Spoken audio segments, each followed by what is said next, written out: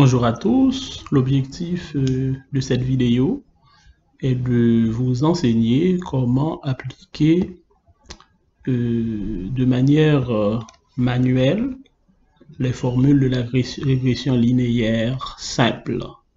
Donc dans cette vidéo, nous faisons l'hypothèse que l'utilisateur a déjà eu un cours d'introduction à la statistique ou un cours d'économétrie 1 dans lequel il a utilisé les moyens de carré ordinaires pour estimer les coefficients de la régression linéaire simple.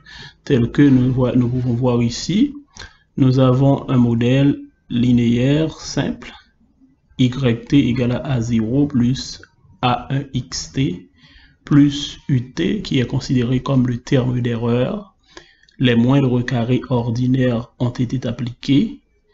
Les moindres carrés ordinaires sont une technique utilisée en économétrie pour estimer le coefficient du modèle. Et une fois les coefficients du modèle estimés, nous pouvons l'utiliser à d'autres fins. Donc, naturellement, Excel contient une fonction qui permet de faire tout ça en quelques clics. Mais nous autres, ce que nous souhaitons faire dans cette vidéo, c'est appliquer les formules manuellement. Et puis par la suite, dans d'autres capsules, nous allons voir dans quelle mesure nous pouvons appliquer la formule directement programmée sur Excel. Voyons voir. Donc, tout d'abord, notre objectif sera de déterminer le coefficient à chapeau 1. Donc, pour estimer l'estimateur à chapeau 1, on voit que il faut avoir une série xt moins x bar. X bar est la moyenne de la série xt. Et une série yt moins y bar. Y bar est la moyenne de la série yt. Donc, calculons d'abord la moyenne de la série xt. Il y a plusieurs façons de faire. Une façon qui est programmée sur Excel, c'est dire average et on prend la série. Voilà. Ceci est la moyenne de la série xt. On peut faire de même pour la série yt en écrivant average, moyenne, et on sélectionne la série. Donc, on obtient la valeur pour la série yt. Une autre façon qu'on pourrait faire, c'est dire aussi, ok, on va dire que c'est la somme, puisque la moyenne, pour calculer la moyenne, on prend la somme au numérateur et on divise par le nombre d'observations. Donc, je vais demander à Excel de compter le nombre d'observations pour moi. Donc, je fais 40, je prends la série et le résultat obtenu est identique au premier résultat qui était directement programmé sur eViews, qui était directement programmé sur Excel. Je suis désolé. Maintenant, on va calculer les séries xt. On aura besoin des séries xt moins x bar, yt moins y bar. Ensuite, comme on peut voir dans la formule, on aura besoin du produit. Donc, xt moins x bar multiplié par yt moins y bar. Et dans l'autre cellule, on va mettre xt moins x bar au carré. Donc, xt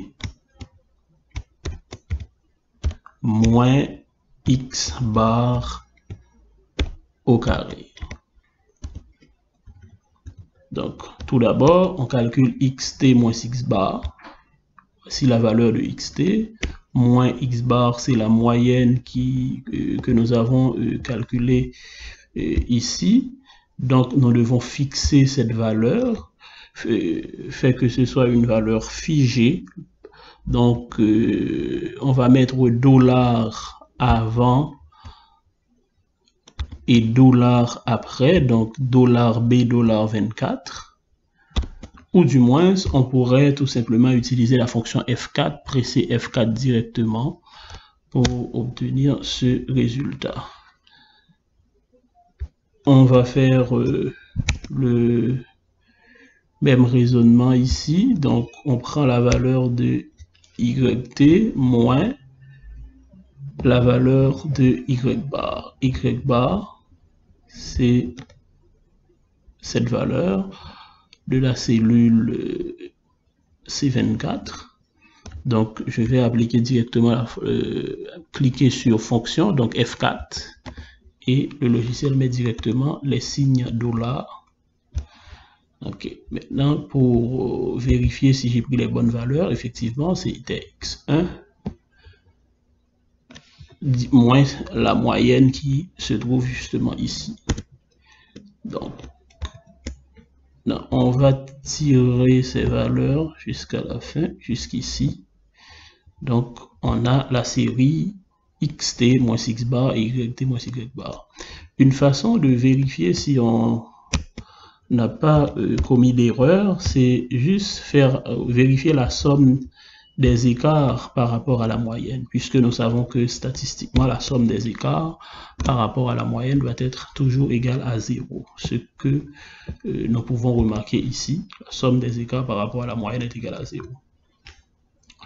De ce côté, nous allons faire le produit xt moins x bar par yt moins y bar.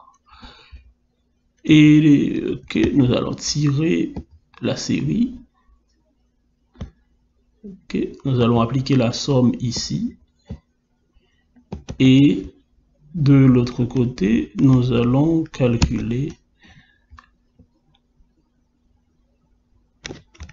xt moins x bar au carré. Nous avons déjà la série xt moins x bar au carré, pas la peine de refaire tout ça. Nous pouvons juste prendre ici xt moins x bar et l'élever au carré. Nous allons tirer la formule rapidement pour voir ce que nous obtenons comme valeur. Et puis, nous faisons la somme. Donc, puisque nous avons ces deux valeurs, à savoir la somme des écarts par rapport à la moyenne pour xt élevé au carré et la somme des écarts par rapport à la moyenne pour xt multiplié par la somme des écarts par rapport à la moyenne pour yt. Maintenant, pour obtenir la pente de l'équation, c'est-à-dire A1, il suffit de faire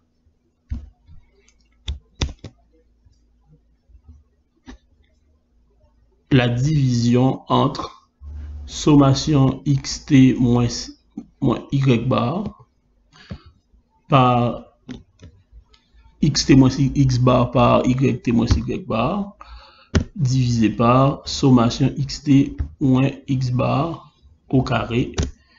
Voici le résultat obtenu pour la pente de l'équation, à savoir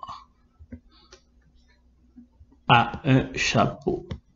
Maintenant, pour trouver la valeur de la constante dans l'équation, la valeur de A0, toujours dans la régression linéaire simple, nous savons que nous devons utiliser cette formule, à savoir A bar A0 est égal à Y bar, la moyenne de la série Y, moins A1 chapeau que nous venons d'estimer par X bar. La moyenne de la série Y, donc nous l'avions déjà ici, c'était cette valeur, moins A1 que nous venons d'estimer, multiplié par Y, multiplié par X bar, et voilà la valeur de la constante. Donc, nous venons d'estimer les coefficients du modèle. Tel était notre objectif dans le cadre de cette capsule. Donc, dans d'autres capsules, nous verrons comment estimer d'autres paramètres dans le modèle, d'autres statistiques dans le modèle de régression linéaire simple. Je vous remercie d'avoir été des nôtres. La prochaine fois, nous allons travailler ensemble sur d'autres indicateurs très intéressants